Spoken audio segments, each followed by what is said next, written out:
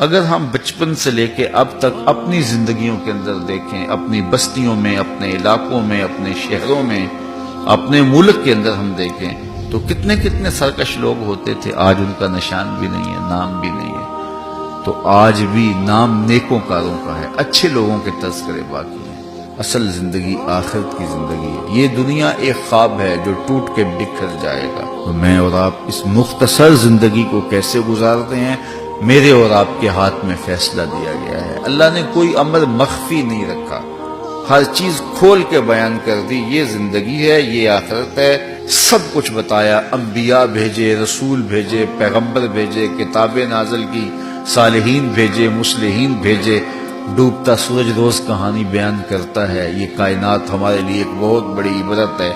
ہم سے پہلے لوگ چلے گئے، ہماری موجودگی میں چلے گئے، ہم سے بڑے چلے گئے، ہماری عمر کے چلے گئے، ہم سے چھوٹے چلے گئے۔ قبرستان آنکھوں کے سامنے ہے، یہ روز جنازے اٹھتے ہمیں دکھائی دیتے ہیں۔ اتنا کچھ ہونے کے باوجود پھر بھی آنکھیں موند کے زندگی گزار رہے ہوں تو اس سے بڑی بدبختی اور کیا ہو سکتی ہے۔ کہا دیکھو، عبرت پکڑو اور اپنے رب کی دہلیز پہ آ جاؤ۔ ابھی توبہ کا دروازہ بند نہیں ہوا، سورج مغرب سے طلوع نہیں ہوا، اللہ کی رحمت کا در کھلا ہوا ہے۔ آج آ جاؤ گے تو پچھلے سارے گناہ معاف کر دیے جائیں گے، نہیں آؤ گے تو وہ بے نیاز ہے، اس کو کوئی پرواہ نہیں ہے۔ آج اس نے تمہیں مہلت بھی دی ہے، آج اس نے وقت بھی دیا ہے۔ ہو سکتا ہے دیر تک تمہیں موت نہ آئے، تمہاری دنیا کے اوپر گرفت نہ ہو، لیکن آخرت میں تمہاری گرفت ہوگی۔ مشو مغرور کن بر حلم خدا، دیر گیرد سخت گیرد مر ترا۔ اللہ کے حلم پہ، اس کی بردباری پہ مغرور نہ ہونا۔ وہ دیر سے پکڑتا ہے لیکن جب پکڑتا ہے تو سخت جکڑتا ہے۔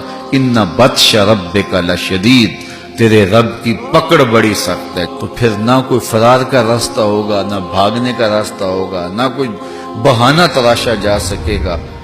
یہ کل ہم گزر رہے تھے تو تذکرہ ہوا پاناما لیکس کا، اور اس طرح کوئی اور آئی ہے تو وہ کہہ رہے تھے یہ کیا ہے، تو میں نے کہا یہ پاناما لیکس، یہ فلاں لیکس، یہ مختلف جو ہے وہ چیزیں ظاہر ہو رہی ہیں، لیکن پھر بھی اس کی گرفت سے کوئی بچ رہا ہے، کوئی گرفت میں آ رہا ہے، کسی کو ٹینشن ہے، کسی کو پریشانی ہے، لیکن یہ چھوٹی چھوٹی لیکس ہیں۔ اصل تو لیکس قیامت کے دن ہوگی، جس کو قرآن بتاتا ہے یوم تبلی السرائر، جس دن سارے مخفی راز تش تش بام ہو جائیں گے۔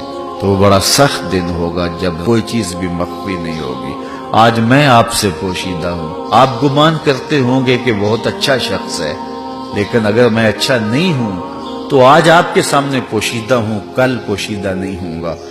آج آپ میرے سامنے پوشیدہ ہیں، میں آپ کے بارے میں اچھا سوچ رہا ہوں، سوچنا بھی مجھے چاہیے، لیکن اگر آپ اچھے نہیں ہیں تو کل قیامت کے دن تش تش بام ہو جائیں گے۔ قبل اس سے کہ میں آپ کے سامنے کھل جاؤں اور آپ میرے سامنے کھل جائیں، کیا اچھا ہو کہ آج ہی توبہ کا دروازہ کھلے، ہم سب مالک کی دہلیز پہ آ جائیں، اس کی چوکھٹ پہ آ جائیں، کہیں مالک جو ہو گیا سو ہو گیا، ہم تیرے محمد کا واسطہ دیتے ہیں تجھے، ہمارے گناہ معاف کر دے۔ اللہ پچھلے سارے گناہ معاف کر دے گا، اور اللہ تعالیٰ جل شانہ جب معاف کرتا ہے تو پھر نشان بھی نہیں چھوڑتا۔